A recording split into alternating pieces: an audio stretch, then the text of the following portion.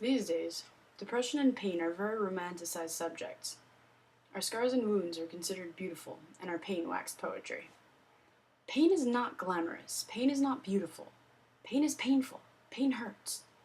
Beautiful things do come from pain. The greatest poets and artists, the musicians and the dancers, became who they are because of their torment. But that doesn't make the misery a good thing. Being different is scary. There's nothing more lonely than when everyone around you is okay, and nobody understands why you're not.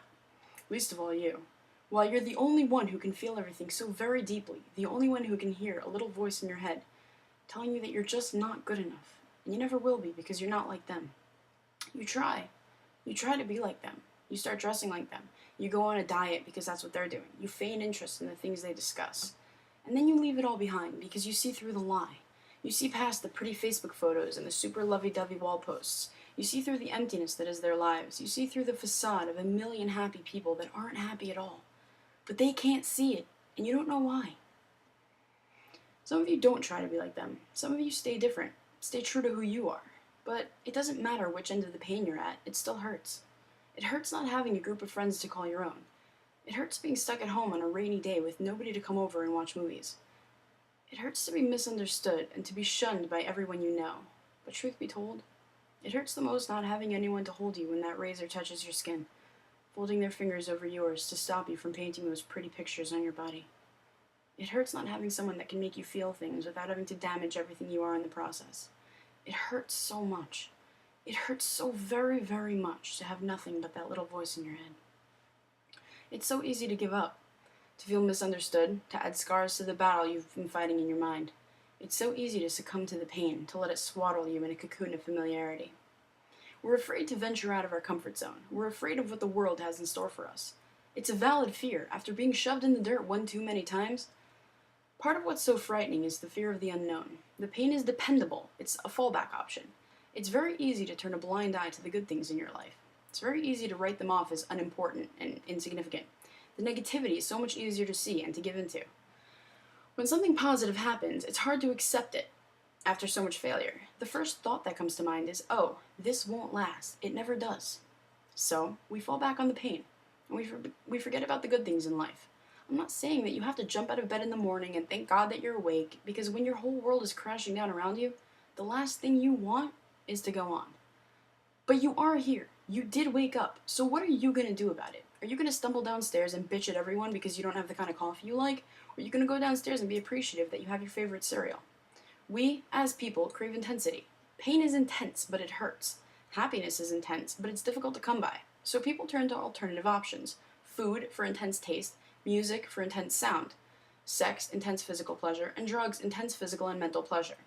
To be happy, which is the most euphoria one can obtain without substance, one has to accept. Acceptance means a lot of different things.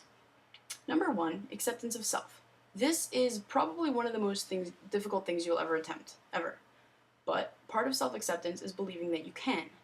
Nobody in the world can tell you the right way to live your life. Yes, there are certain moral codes that should ultimately be followed, but to go and say that I'm weird because I can quote almost any line from Harry Potter is none of your business. I'm a nerd, and I'm proud of it.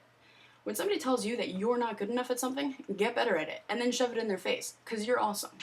And if somebody tells you that you're ugly, laugh at them and say, talking to yourself is the first sign of madness. 2. Acceptance of your self-worth. Don't take shit from people that won't take shit from you.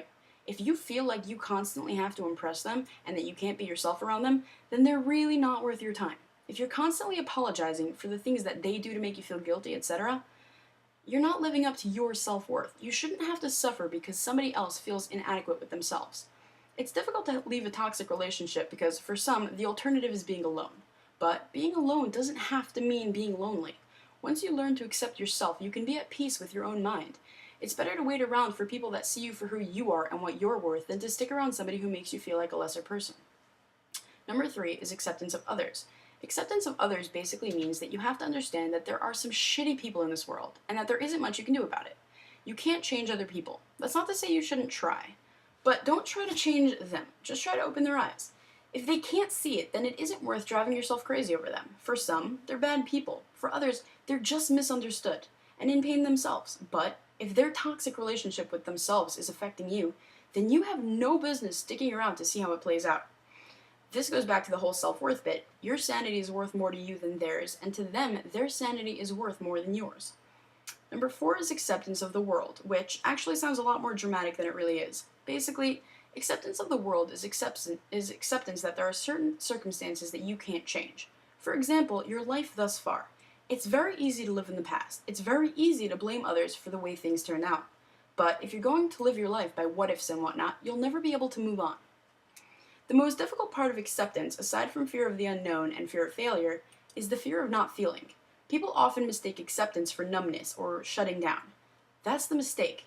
When you're so entrenched in your self-inflicted misery, it's impossible to believe that A, there's a way to stop feeling without drugs or suicide, and B, that not feeling doesn't necessarily mean being numb.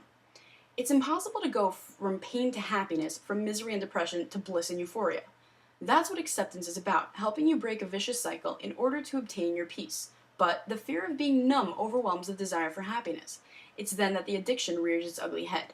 You try to avoid the halfway point by filling the void with substances, false euphoria, or short-lived intensity.